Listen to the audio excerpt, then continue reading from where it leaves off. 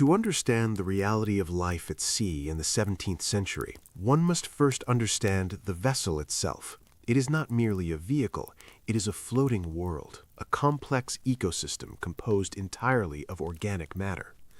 Before we speak of the sailors, the food, or the discipline, we must speak of the wood. The ship is born from the forest. To construct a single third-rate ship of the line in the year 1650, over 3,000 mature oak trees were acquired. These were not random trees. Shipwrights would spend weeks walking through ancient forests, looking for specific shapes in the branches. They sought curved timber, known as compass timber, which had grown naturally into the shapes needed for the knees and brackets that would hold the ship together against the violence of the ocean. When you step onto the deck, the first sensation is not the sight of the sea, but the overwhelming smell. It is a heavy, thick scent that permeates every inch of the structure. This is the smell of Stockholm tar and pitch. Every plank, every seam between the timbers has been packed with oakum, which is old rope picked apart into fibers and then sealed with boiling pitch. This black, sticky substance is the only thing keeping the Atlantic Ocean out of the hold. In the heat of the tropics, the pitch would melt and drip like black treacle. In the freezing waters of the North Sea, it would crack. The maintenance of this seal was an endless task, a constant battle against the inevitable rot. The structure of the ship is built upon the keel. The keel is the spine of the vessel. It is a massive beam of elm or oak laying at the very bottom, submerged deep underwater. From this spine, the ribs of the ship curve upwards, creating the skeleton that defines the hull. Onto these ribs, the planks are nailed with thousands of iron spikes or wooden tree nails. Tree nails are essentially large wooden pegs, dried and driven into holes, which then expand when wet, locking the planks in place tighter than any metal could. The ship, therefore, is not a rigid object, it is flexible. As the hull moves through the waves, the wood groans and shifts. If you were to press your ear against the hull in the lower decks, you would hear the terrifying sound of the timbers working against each other, a constant creaking symphony that never stops, day or night. This documentation of maritime history is brought to you by the archives of Hiddenoria. As we meticulously uncover these forgotten details of the past, your presence here is vital. By engaging with these records, perhaps by signaling your approval or subscribing to our ongoing chronicle, you ensure that these quiet histories are not lost to the silence of time. Your support allows the Library of Hiddenoria to continue expanding, preserving the reality of the past for the future. Now, let us descend below the upper deck. The ship is divided into distinct levels, each with its own atmosphere and purpose. Below the open sky is the quarterdeck, where the officers stand. Below that is the waist, the main area of work. But as we go deeper, the light fades. We reach the gun deck. Here the ceilings are low. A man of average height in the 17th century, perhaps 5 feet and 6 inches, would still have to stoop in many places. The beams overhead are heavy and thick. This deck is painted red, not for decoration, but for a practical and grim purpose, to mask the sight of blood during battle. However, for most of the voyage, there is no battle. There is only the dampness. Below the gun deck lies the orlop deck. This is the lowest deck where people live. It is located below the waterline. Sunlight never reaches here. The only light comes from dim lanterns, which are strictly regulated, because fire is the greatest fear on a wooden ship. The air on the orlop deck is stagnant. It is heavy with the smell of hundreds of unwashed men, the bilge water sloshing beneath the floorboards, and the livestock that is often kept nearby. There is no ventilation. In a storm, the hatches are battened down, sealing the crew inside this dark wooden cavity. At the very bottom of the ship is the hold. This is the belly of the beast. Here lie the tons of ballast, stones or iron, placed to keep the ship upright. Resting on the ballast are the barrels, thousands of wooden casks containing water, beer, salted beef, and flour. The organization of the hold is a science in itself. If the barrels shift during a storm, the weight distribution changes and the ship could capsize. Therefore, everything is wedged tight with pieces of wood called dunnage. The hold is the domain of the rats and the cockroaches, creatures that were as much a part of the crew as the sailors themselves. The ship is a marvel of engineering, but it is also a prison. It is a confined space surrounded by a hostile environment. The walls are made of oak, 6 to 12 inches thick. Outside those walls is an ocean that is miles deep. The safety of everyone on board relies on the integrity of the wood and the discipline of the assembly. Every rope, every pulley, and every block has a name and a function. The standing rigging, thick tarred ropes that hold up the masts, stays motionless. The running rigging, miles of rope used to adjust the sails, is in constant motion. The vibration of the wind in the rigging creates a humming sound, a low-frequency drone that becomes the background noise of existence for everyone on board. This is the vessel. This is the stage upon which the drama of survival will play out. It is damp, dark, and constantly moving. It is here that our journey into the 17th century truly begins. Yet, for this journey to proceed across the featureless expanse of the ocean, the massive wooden structure requires more than just buoyancy. It requires direction. Once the land sinks below the horizon, the ship enters a world without landmarks, a blue desert where every wave looks identical to the last. Guidance becomes a matter of mathematics and observation, centered on the quarterdeck, the brain of the vessel. Here stands the binnacle, a wooden cabinet located directly in front of the helmsman. Inside this cabinet, protected from the wind and the spray of the salt water, lies the magnetic compass. It is the single most vital instrument on board. The compass card, marked with the 32 points of the wind, floats in a bowl, balancing on a sharp pin. It is often illuminated by a small, flickering oil lamp so that the course can be maintained through the pitch-black darkness of the night. The helmsman watches this needle obsessively, fighting the resistance of the rudder to keep the ship aligned with the captain's orders, correcting for every push of the swell. However, knowing which way represents north is only a fraction of the problem. To know where the ship is located on the curvature of the earth requires complex rituals performed by the officers. In the 17th century, determining latitude, the ship's position north or south of the equator, was a daily ceremony performed at high noon. The navigator would step out onto the deck with an instrument such as a cross-staff or a backstaff. The cross-staff was a simple wooden rod with a sliding crossbar. The observer had to place one end of the staff against their cheekbone and slide the crossbar until its bottom edge touched the horizon and its top edge touched the center of the sun.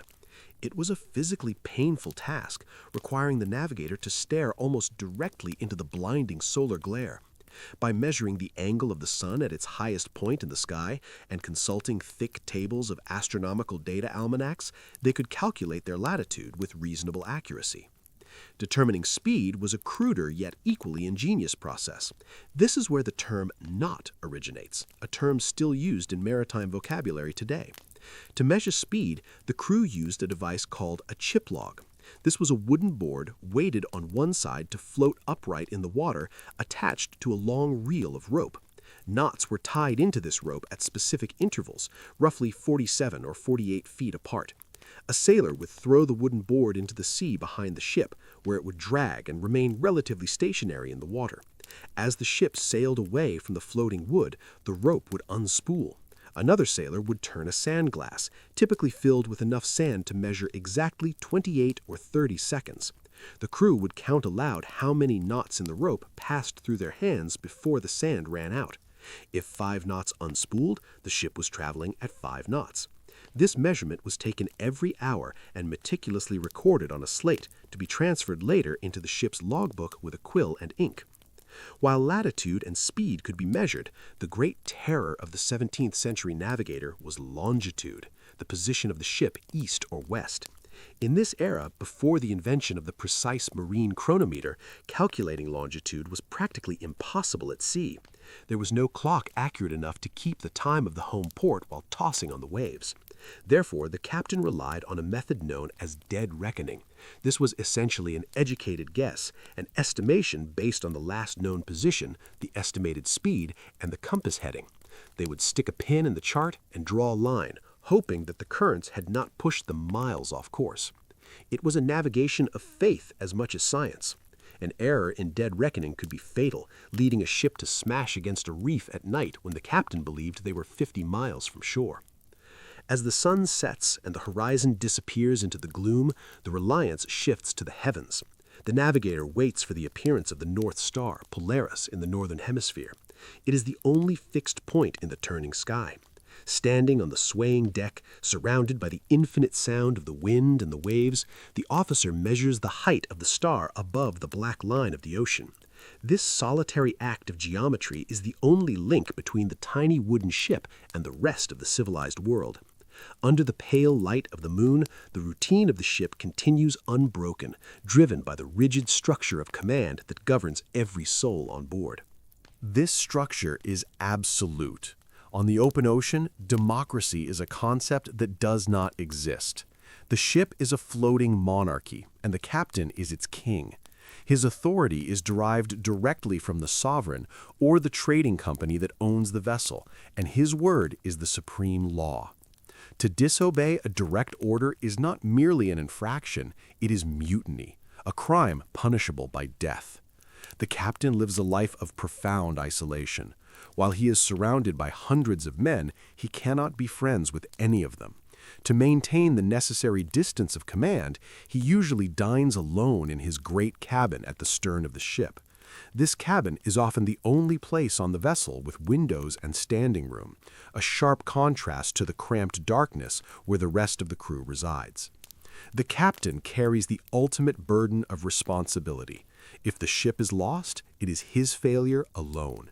He must possess a comprehensive knowledge of navigation, warfare, and diplomacy, for in foreign waters he is the sole representative of his nation. Directly beneath the captain are the lieutenants. On a large 17th century warship, there might be 3 or more lieutenants. They are the gentlemen of the ship, often from aristocratic families, training for their own future commands. They serve as the extensions of the captain's will. Their domain is the quarterdeck, the raised deck at the back of the ship. This area is considered sacred ground. Ordinary sailors are forbidden from setting foot on the quarterdeck unless they are on duty or summoned. Even the lieutenants observe strict etiquette here. They must walk on the leeward side of the deck, leaving the windward side, the side from which the wind blows, exclusively for the captain. This physical separation reinforces the psychological barrier between the officers and the crew. Supporting the commissioned officers are the warrant officers, the skilled professionals who keep the ship functioning. The most senior among them is the sailing master. While the captain commands the ship to go to a destination, it is the master's job to get it there. He is responsible for the navigation, the charts, and the trim of the sails. Then there are the specialists, the carpenter, who knows every timber in the hull and how to plug a leak during a storm, the gunner, who is responsible for the powder and the cannons, and the surgeon, whose role is as much about amputation as it is about healing. These men are highly respected. They have their own cabins and privileges, standing in the gray area between the aristocracy of the command and the labor of the workforce. Perhaps the most feared man among the crew, however, is the boatswain. He is the link between the orders given on the quarterdeck and the work performed on the main deck. It is the boatswain who ensures that the commands are executed instantly. He carries a whistle, a silver pipe used to signal orders over the roar of the wind. A specific trill of the whistle can send hundreds of men scrambling up the rigging or pulling on a rope in unison. But he also carries a starter, a length of knotted rope or a cane used to strike any sailor he deems too slow or lazy. In the brutal logic of the 17th century, immediate physical pain is considered a necessary tool to sharpen the mind and quicken the body. The discipline enforced by this hierarchy is relentless. The Articles of War, a set of regulations read aloud to the crew every Sunday, list dozens of offenses punishable by flogging or execution. Theft, sleeping on watch, or striking an officer are dealt with swiftly. The entire social structure of the ship is designed to suppress the individual will in favor of the collective machine. Every man knows his station. Every man knows to whom he must tip his hat and whom he can order around. It is a rigid pyramid of power, pressing down heavily on the vast majority of the souls on board, the common sailors who swarm the waist of the ship, waiting for the orders that will dictate their every movement.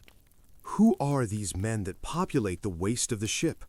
In the 17th century, the crew of a large vessel is a motley collection of humanity. While some are born seafarers, raised in coastal towns with salt in their blood, many others are there by misfortune or coercion. The Royal Navy and merchant companies often struggled to find enough volunteers to man the massive fleets.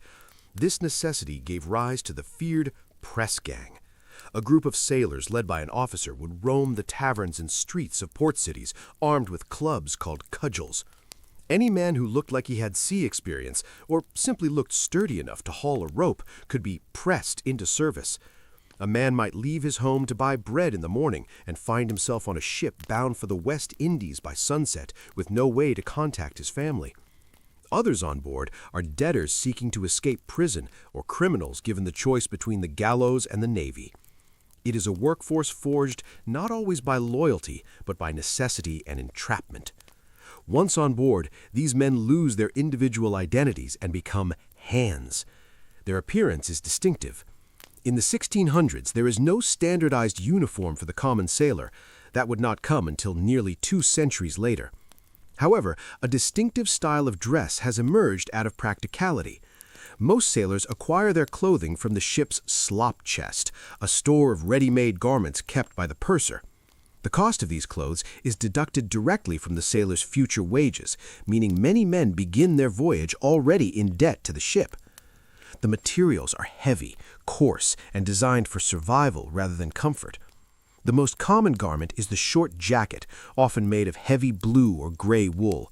Wool is the preferred fabric because it retains heat even when wet, a crucial property in the freezing spray of the Atlantic.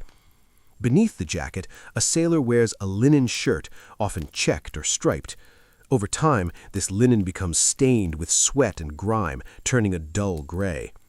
On their legs, they do not wear tight breeches like the gentlemen on land. Instead, they wear wide, loose trousers made of canvas or heavy linen, sometimes called slops.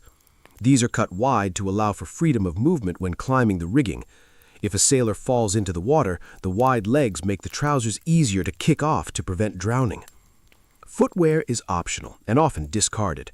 While some men wear leather shoes with buckles, many prefer to go barefoot. On a wet, slippery wooden deck that is pitching and rolling, bare feet offer a better grip than leather soles. The skin on their soles becomes thick and calloused, tough enough to run across splintered planks without feeling pain. On their heads, they wear the Monmouth cap, a knitted wool cap that fits tight to the skull, keeping the hair out of their eyes and providing warmth. To protect themselves from the rain and the sea spray, they might coat their jackets and hats in tar or oil, making the fabric waterproof but stiff and foul-smelling. A sailor possesses very little personal property. There are no lockers or closets for them. Everything a man owns in the world must fit into a canvas bag, known as a ditty bag or sea bag. Inside, he might keep a spare shirt, a sewing kit to repair his clothes, a knife, and perhaps a small token from home, a carved piece of wood or a letter he cannot read. Because they have no pockets, sailors often wear a piece of rope around their waist or neck to hang their knife and other tools. Their bodies tell the story of their labor. Their hands are permanently stained black with tar, a substance that seeps into the cracks of the skin and never truly washes out. Their faces are weathered by the sun and the salt wind, making a 20-year-old man look 40. They are rough, hardened men, living in a world of wood and rope, waiting for the signal that governs their entire existence. That signal is not the rising of the sun, but the ringing of the bell. Time on the ocean is an abstraction. There are no village clock towers here to chime the hour, and mechanical pocket watches are rare, delicate luxuries that the salty air would quickly ruin. Instead, the passage of existence is measured by the falling of sand and the ringing of bronze. The day is not divided into 24 hours in the way a landsman understands it. It is divided into watches, typically 4 hours long. This structure dictates that a sailor is never truly awake and never truly asleep. He exists in a state of perpetual rhythmic exhaustion. The keeper of time is usually a quartermaster or a trusted ship's boy, stationed near the binnacle on the quarterdeck. His primary tool is the half-hour glass. This is a simple instrument, 2 glass bulbs connected by a narrow neck, containing exactly enough sand to empty from top to bottom in 30 minutes. It is a primitive timer, relying on gravity, yet it is the heartbeat of the ship. The boy watches the glass intently. The moment the last grain of sand slips through, he turns the glass over and immediately strikes the ship's bell. The code of the bell is a language every sailor learns within his first days at sea. One bell signifies the first half hour of the watch. 2 bells signify the first hour. This pattern continues, adding 1 bell every 30 minutes until 8 bells are struck. 8 bells mark the end of the 4-hour watch. At this sound, the entire routine of the ship shifts. The men who have been working on deck for 4 hours are allowed to go below, while the men who have been sleeping in the dark are summoned up to take their place. The crew is generally divided into 2 halves, the starboard watch and the larboard watch. The starboard watch is typically led by the captain or the second lieutenant, while the larboard watch is led by the first lieutenant. These 2 groups alternate in a relentless cycle of 4 hours on duty followed by 4 hours off duty. This means that in the 17th century, a sailor never sleeps for 8 continuous hours. His rest is always fragmented, a series of short naps stolen between the demands of the ship. He might sleep from 8 in the evening until midnight, then work on the cold, wet deck from midnight until 4 in the morning, and then try to sleep again from 4 until 8. This polyphasic sleep schedule destroys the natural circadian rhythm, leaving the men in a daze, functioning on instinct and discipline. To prevent a sailor from being stuck with the same terrible night shifts for the entire voyage, the system includes the dog watches. These are 2 shorter watches, each 2 hours long, which take place between 4 in the afternoon and 8 in the evening. By splitting this period, the total number of watches in a day becomes an odd number.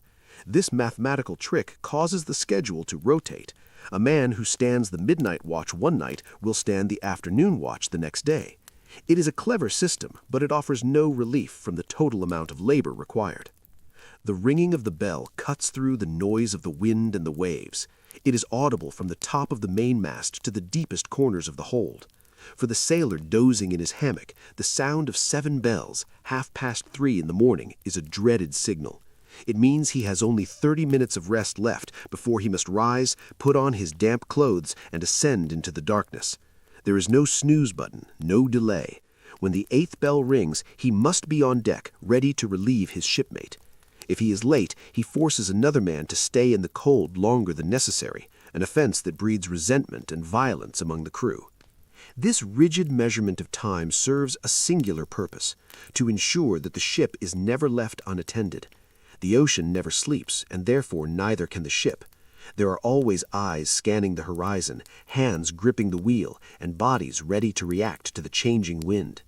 The bell does not just mark the passing of time, it marks the beginning of the endless tasks that keep the vessel alive. As the fresh watch stumbles onto the deck, rubbing sleep from their eyes, they are immediately confronted with the reality of their existence, the maintenance of the wooden world. The most immediate and relentless aspect of this maintenance begins even before the sun has fully risen. It's a ritual known as holy stoning. To the uninitiated, the deck of a ship might appear simply as a floor, but to the crew, it is a surface that requires daily, brutal exfoliation. The process begins with the wetting of the planks. Buckets of freezing seawater are hauled up from the ocean and thrown across the wood. Then, sand is scattered over the wet surface to act as an abrasive agent. Finally, the men are ordered to their knees. They are given large blocks of sandstone, roughly the size of a brick but much heavier. These stones are ironically nicknamed Bibles or prayer books, not out of religious devotion, but because the men must kneel in a posture of prayer to use them. For hours, the sailors push these heavy stones back and forth across the planks. The sound is a low, continuous grinding noise, stone crushing sand against oak. This action scours away the dirt, the slime, and the splintered fibers of the wood. It is back-breaking labor. The salt water stings the knees, and the sand works its way into the skin. The goal is to keep the wood pale and smooth, preventing rot and ensuring a grip for bare feet. Yet the moment the scrubbing is finished and the deck is washed down, the cycle begins to reset. The salt spray returns, the tar drips, and the wood begins to darken once more, guaranteeing that the task will be repeated the following morning and every morning thereafter. Above the deck, the work is equally endless but far more dangerous. The rigging of a 17th century ship is a web of perishable material. The ropes are made of hemp, a natural fiber that is prone to rotting when exposed to constant moisture. To prevent this, the standing rigging, the thick ropes that hold the masts in place, must be constantly coated in tar. This is a messy, sticky job. Sailors are hoisted up in bosun's chairs, swinging dozens of feet above the deck with buckets of black hot tar. They smear the substance into every groove of the rope, blackening their hands and clothes in the process. This is why British sailors would later earn the nickname Jack Tar. The running rigging, the ropes that move the sails, suffers from friction. Every time a sail is raised or lowered, the rope rubs against the wooden blocks and pulleys.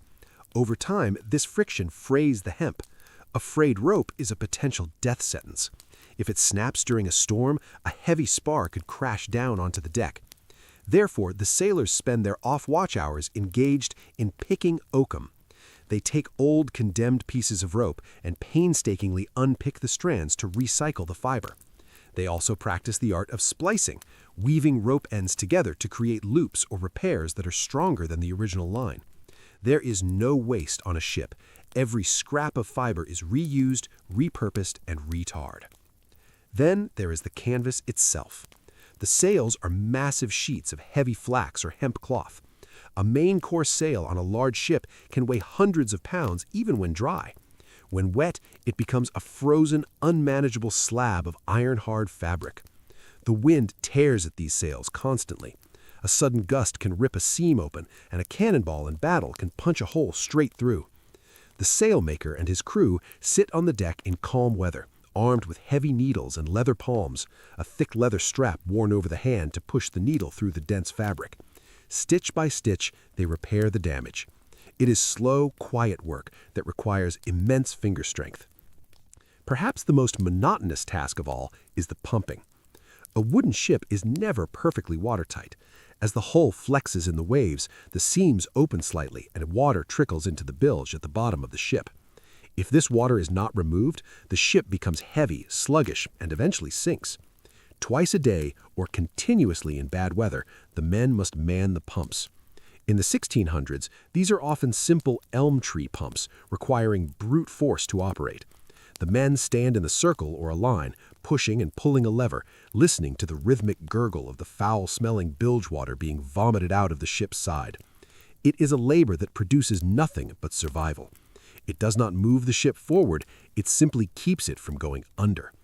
This relentless expenditure of energy creates a voracious deficit in the body. After hours of hauling, scrubbing, and pumping, the human engine requires fuel.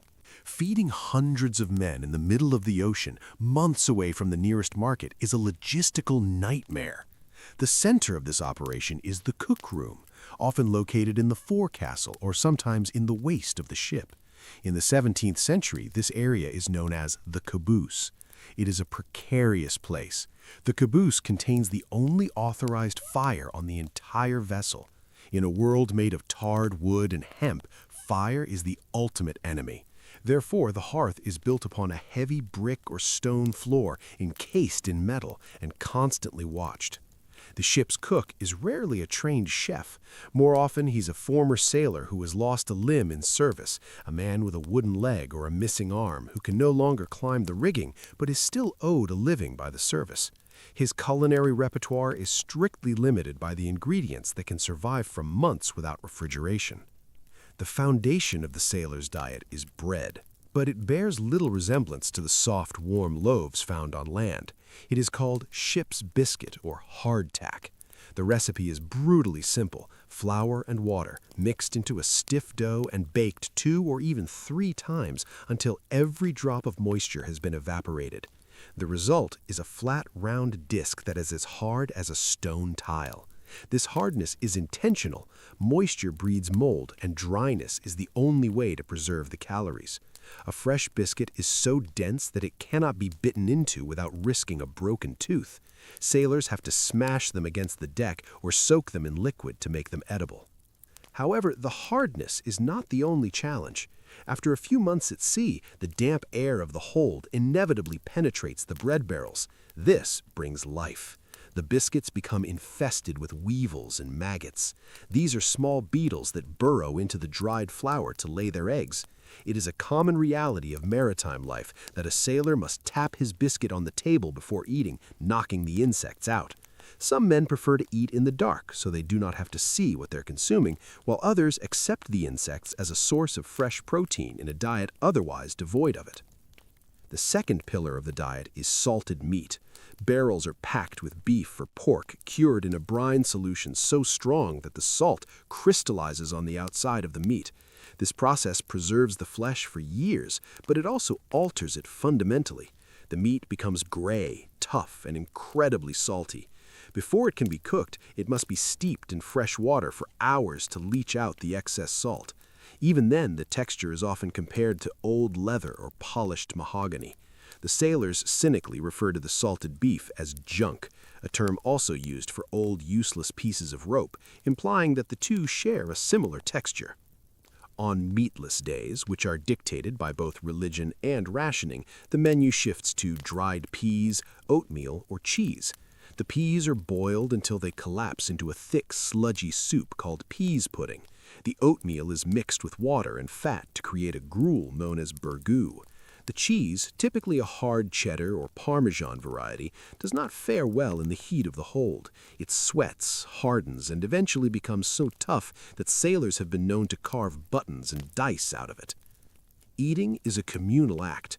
The crew is divided into messes, typically groups of 4 to 8 men who eat together. They gather between the cannons on the gun deck, sitting on their sea chests. A canvas cloth is spread out, and the food is served in a common wooden bowl or trenchers. There are no forks. Men eat with their spoons, their knives, and their fingers. This system of messes creates a tight bond. You don't just work with these men, you share your survival with them. However, a diet consisting almost entirely of dried biscuit and salted meat creates a specific physiological reaction. The immense intake of salt, combined with the dry, dusty flour, produces a thirst that is constant and overwhelming. And in the middle of an ocean made of water, finding something safe to drink is the most difficult challenge of all. The relationship between a sailor and his drink is not born of indulgence, but of biological necessity. In the 17th century, carrying fresh water across the ocean is a technological failure. Water is stored in wooden casks, usually old wine or beer barrels. Once the ship leaves the port, the clock begins to tick. Within the first week or two, the water remains sweet. However, as the ship enters warmer latitudes, the biology within the barrel awakens. The water begins to turn green. Algae and slime form thick coats on the inside of the wood. Bacteria multiply in the stagnant warmth. When a sailor prizes open the bung of a water cask after a month at sea, the smell that escapes is often compared to rotten eggs or sulfur. To drink it, men often have to pinch their noses or strain the liquid through a piece of linen cloth to filter out the visible worms and green slime. Because water becomes toxic or unpalatable so quickly, the primary source of hydration on a 17th century ship is beer. Beer has two distinct advantages. It is boiled during the brewing process, which kills the initial bacteria, and it contains alcohol, which acts as a mild preservative. This is not the strong ale served in taverns, but a beverage known as small beer. It has a very low alcohol content, perhaps only 1 or 2%. It is thick, cloudy, and calorie-dense, acting as liquid bread. The official ration for a sailor in the Royal Navy is immense, 1 gallon of beer per day. That is nearly 4.5 liters. This quantity is necessary not to intoxicate the men, but to replace the massive amounts of fluid lost through sweating while hauling heavy ropes in the sun. The storage of this liquid is a constant headache for the ship's cooper. The cooper is the artisan responsible for the barrels. He spends his days dismantling and reassembling the casks. As the ship rolls, the pressure on the barrels in the hold is immense. A single weak stave can cause a barrel to leak its contents into the bilge, a disaster known as shrinkage. Furthermore, the beer itself has a shelf life. After a few months, especially in the tropical heat, the beer turns sour and vinegar-like. When the beer sours, the ship must turn to stronger spirits. In the early 17th century, this often meant French brandy or, in the East Indies, a palm-based spirit called arrack. However, as the century progressed and the colonies in the Caribbean developed, a new spirit entered the maritime world: rum. Distilled from fermented molasses, rum is cheap, potent, and does not spoil. Unlike beer, it takes up very little space in the hold for the amount of alcohol it provides. However, raw spirits are too strong for thirst. They're typically mixed with the foul-smelling water to make the water drinkable, killing the taste of the algae and providing a burst of energy. This mixture would later evolve into grog, but in this era it is often just a crude mix of beverage wine or spirits and whatever water is left in the scuttlebutt. The scuttlebutt is a specific cask of water lashed to the deck for daily use. It's the office water cooler of the 1600s. The term scuttle refers to the hole cut into the barrel, and butt is the unit of measurement for the cask. Men gather around the scuttlebutt to drink from a communal metal cup and inevitably to talk. This is why the word scuttlebutt eventually became slang for gossip. But even here, there's discipline. A marine sentry often guards the water to ensure no man takes more than his share. In times of shortage, water is rationed to less than a pint a day. Men resort to sucking on lead bullets or leather to generate saliva. This liquid diet creates a dangerous physiological paradox. The men are drinking gallons of fluid, yet they're often dehydrated because alcohol is a diuretic. They're consuming calories from the beer and the biscuit, yet they're malnourished. The diet provides fuel for the muscles, but nothing for the cellular maintenance of the body. There's a specific nutrient missing from the salt beef, the dried peas, the hard bread, and the sour beer. Its absence is not felt immediately. It takes about 6 weeks to deplete the body's store of vitamin C. Once that store is gone, the chemistry of the human body begins to break down, leading to the sailor's greatest fear, the plague of the sea. The plague that follows the depletion of vitamin C is known as scurvy. In the 17th century, its cause is a mystery, attributed to bad air or melancholy, but its effects are horrifyingly physical. Scurvy is not merely a sickness, it is the disintegration of the body's connective tissue. It begins with a profound lethargy. The sailor feels an overwhelming desire to lie down and never get up. His joints ache as if he has been beaten. As the disease progresses, the gums begin to swell and turn black, growing over the teeth until the sailor can no longer chew the hard biscuit. The breath becomes unbearably foul, smelling of rot. Old wounds that had healed years ago suddenly break open and begin to bleed again as the scar tissue dissolves. It is a slow, agonizing decomposition of a living man. Without fresh fruit or vegetables, there is no cure. The ship becomes a floating hospital where the only treatment is to wait for land. The man responsible for dealing with this nightmare is the ship's surgeon. However, in the 1600s, he is not a doctor in the modern sense. He is a warrant officer, an artisan whose trade is the repair of broken bodies. He is often a member of the barber surgeon's company, trained in the mechanical arts of cutting and sawing rather than the diagnosis of internal medicine.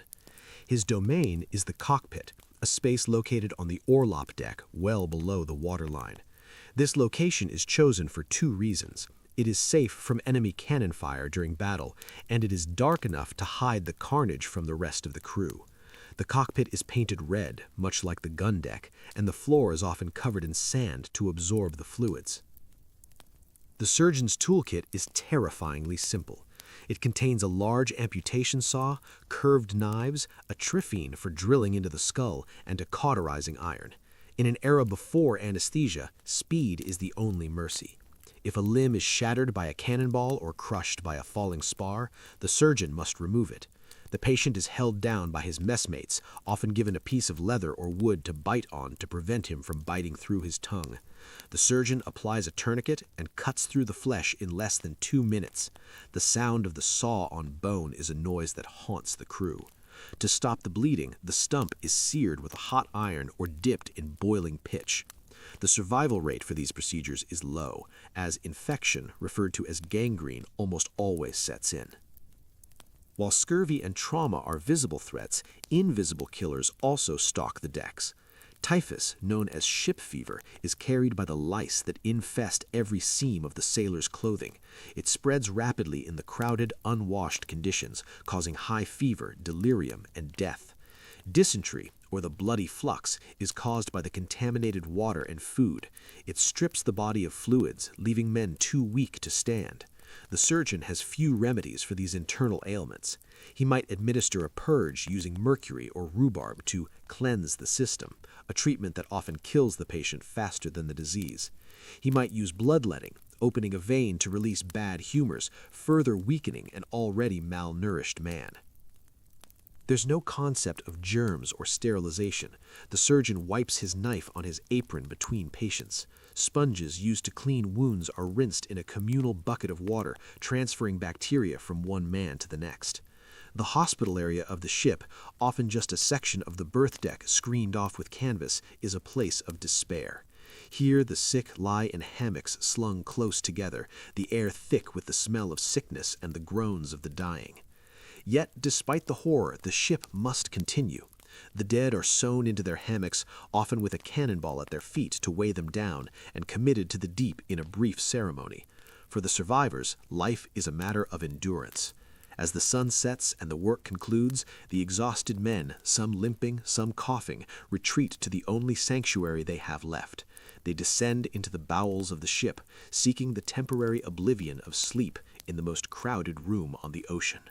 When the sailor descends the ladder to the berth deck, he enters a world of absolute compression. This is where the crew sleeps.